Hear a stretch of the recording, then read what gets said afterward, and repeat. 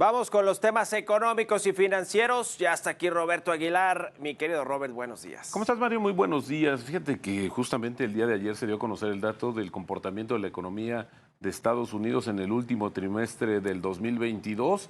Resultó mejor de lo esperado y esto pues también abonó mucho en este debate, Mario, de que justamente si estamos ya, si la economía estadounidense perdió fuerza ya a finales del año y esto se va a prolongar para llegar a un tema de la recesión, pero también por el otro lado, Mario, se ve que la economía ha crecido y ha soportado el incremento de las tasas de interés en Estados Unidos. Así es que hoy este debate entre si habrá un aterrizaje suave o llegará a recesión en Estados Unidos justamente se avivó después del dato que se dio a conocer justamente el día de ayer. También las bolsas en general con un sentimiento positivo, pues de cara a lo que viene la próxima semana, que son las reuniones de política monetaria, ya lo comentamos, Estados Unidos, el Banco Central Europeo, también el Banco de Inglaterra y días después hará lo propio el Banco de México. Y hoy lo que está sucediendo también en los mercados a nivel mundial, en los mercados financieros, Mario, es este escándalo de un conglomerado de la India, se llama Adani. Este conglomerado ha perdido, tiene 7 compañías cotizadas en los mercados de aquel país, ha perdido desde el miércoles más de 48,000 millones de dólares en capitalización bursátil y esto luego de varias acusaciones de que ha utilizado paraísos fiscales y también temores sobre el nivel de deuda. Esta compañía, este grupo, pertenece a uno de los empresarios más acaudalados del mundo y bueno, pues hoy está padeciendo esta situación que obviamente la compañía pues ha desestimado, pero al final sí ha recibido un castigo bastante fuerte desde el punto de vista bursátil.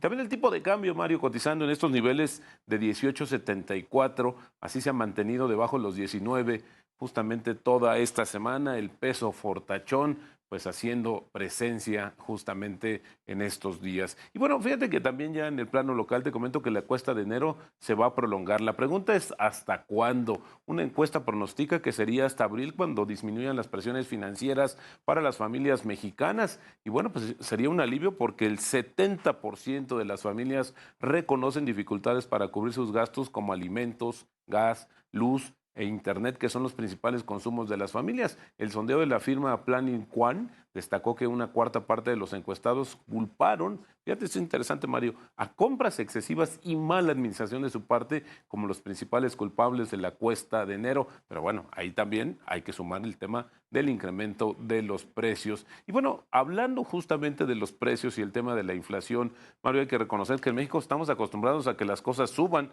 pero no que bajen. Y esto tiene que ver con el tema de los servicios de telecomunicaciones. Fíjate que los servicios móviles, como son telefonía, internet, mensajes cortos y los paquetes de servicios fijos que incluyen internet, televisión de paga y telefonía en el hogar, tuvieron el año pasado una baja de 7.82% y 8.34% respectivamente. Esto lo informó el Instituto Federal de Telecomunicaciones. Y bueno, pues podríamos decir que vencieron la inflación del año pasado porque esto contrasta justamente con incrementos de 7.82% en los precios de la canasta de 299 productos genéricos que son los que se utilizan justamente para medir la inflación en México. Así es que bueno, es importante, Mario, porque además de esto, dentro de cómo repartimos nuestros gastos, cada vez estos servicios tienen un mayor peso.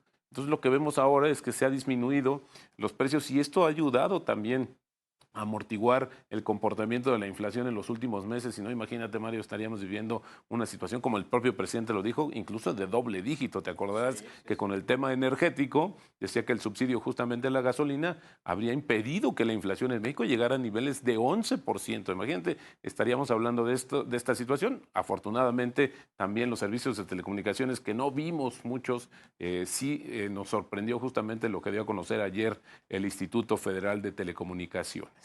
La inflación en la telefonía móvil que pues cada vez es más utilizada en el país y más demandada y aún así no rebasó el índice de inflación anual promedio de todos los bienes y servicios. E incluso bajó, Mario. Lo bajó, Incluso bajó. sí. Exactamente, fue de los pocos productos y servicios que bajaron el año pasado. Por eso, al final del día, pues sí vencieron. Y por eso inflación. es importante la competencia, además, que haya en todos estos sectores económicos y que se refuercen a los organismos encargados de vigilar estos sectores, estas industrias, como el caso de la Comisión Federal de Competencia Económica y del Instituto Federal de Telecomunicaciones, el IFT, porque parece ser que pues lo que quieren hacer es quitarle dientes. Ahora hay una iniciativa ahí de Morena en el Congreso para buscar quitarle dientes a estos dos organismos que, por cierto, pues no están completos en sus plenos, ni la COFESE ni el IFT pueden dar votaciones completas con todos sus integrantes, todos sus comisionados, porque pues al presidente no le interesan mucho los organismos autónomos. Pero es buena noticia que los servicios de telecomunicaciones o de telefonía en particular pues hayan bajado en términos inflacionarios. Y el asunto, decías rápidamente, Robert, el tema de la gasolina.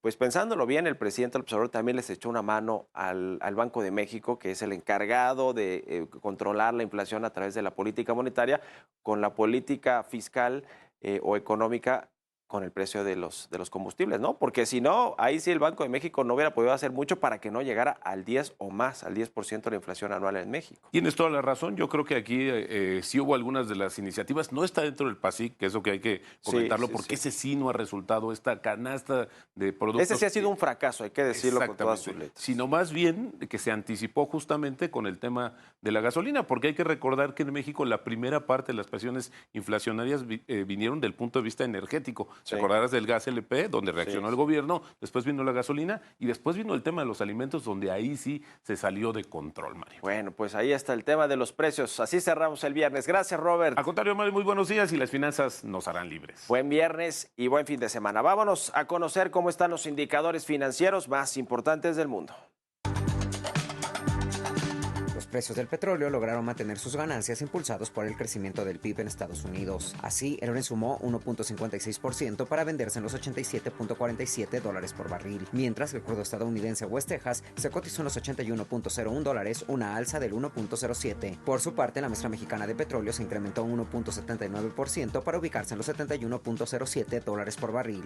La tasa de interés interbancaria del Banco de México se ubica en 10.79%, mientras que los CETES a 28 días alcanzan el 10.80.